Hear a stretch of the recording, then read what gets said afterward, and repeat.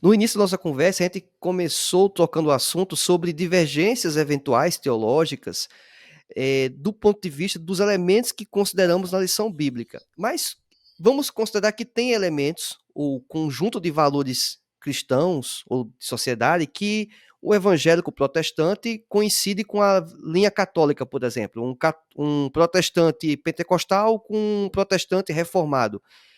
O senhor compreende que é salutar, que é importante trabalharmos de mão dadas nesse sentido, nesses momentos em que existe um consenso nesses aspectos? Ok. Quanto a essa temática, é importante destacar o seguinte: existe no meio protestante uma preocupação com aquilo que se chama de ecumenismo e também aquilo que se chama de discurso interreligioso.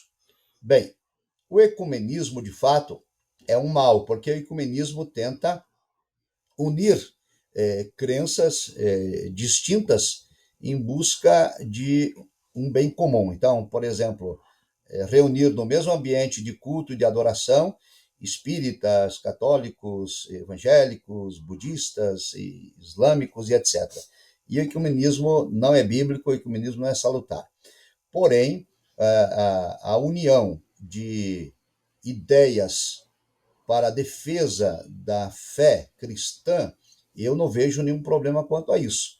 Por exemplo, quando houve a audiência pública do ensino religioso, a audiência pública do aborto foi a que o povo tomou conhecimento porque a mídia estava em cima e transmitiu, mas teve também a do ensino religioso, da qual participei também representando a Assembleia de Deus, em que havia uma ação no STF para, para questionar o ensino religioso no espaço público, questionar o ensino religioso na escola pública. É importante destacar que na Constituição brasileira, por incrível que pareça, a única disciplina prevista de oferta obrigatória é o ensino religioso. Não, né? Aí é interessante isso, né? Interessante. Porque a grande mídia grita, né? O Estado é laico, não pode haver, né, manifestação da fé no espaço público. E isso é uma falácia, uma narrativa construída pela grande mídia. Inclusive, quero destacar que nessa obra, aliás, essa obra aqui, o Ethos Pentecostal na Esfera Pública, ele trata de valores cristãos, política e as suas relações com o Estado Democrático de Direito à luz da Declaração de Fé Assembleana. E é um capítulo inteiro tratando sobre a laicidade do Estado brasileiro, que não é esse vendido pela mídia. O Estado laico no Brasil, segundo o inciso 1, artigo 19 da Constituição, ele colabora com a religião. Ele é laico, a religião não interfere no Estado, o Estado não interfere na religião, mas há cooperação mútua de interesse comum, previsto na nossa Constituição.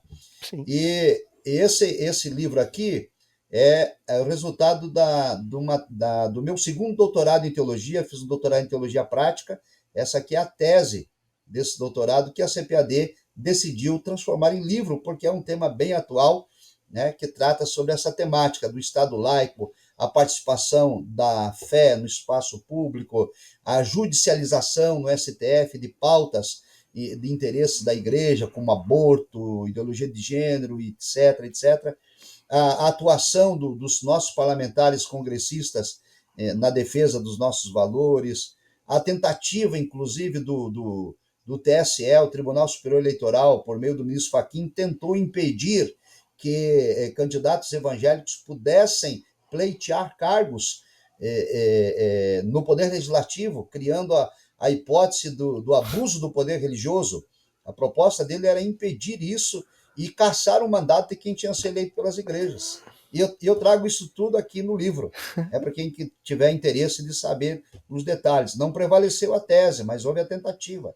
Então, nesse aspecto, né, da participação da fé no espaço público, no Congresso Nacional existe a Frente Parlamentar Evangélica e a Frente Parlamentar Católica, e também tem a Frente Parlamentar da Família.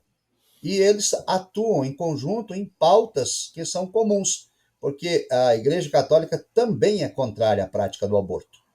A Igreja Católica também é contrária à retirada do ensino religioso do espaço público e também é contrária à liberalização das drogas.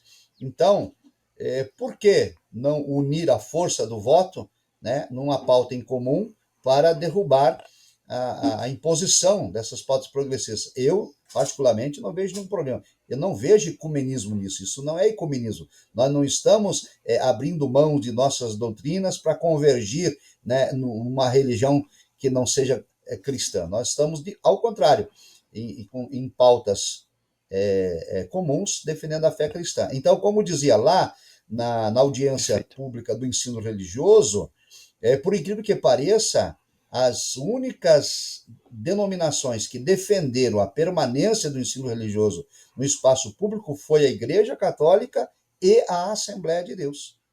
Todas as demais denominações que lá estiveram foram contra. A Igreja Metodista foi contra, a Igreja Presbiteriana foi contra, a Igreja Metodista foi contra, os budistas foram contra, e assim, é só entrar no site do STF lá e procurar audiência pública de ensino religioso, vai estar lá a posição, né, das igrejas. Só a Assembleia de Deus e a Igreja Católica foram a favor da manutenção do ensino religioso no espaço público, e os ministros votaram 5 votos pela permanência, 5 votos para a retirada ou para a mudança, né, do ensino religioso, e aí ficou então o voto para a presidente da Suprema Corte à época, que era a ministra Carmen Lúcia, e ela deu o voto Minerva, então concordando com a posição da Igreja Assembleia de Deus e a Igreja Católica.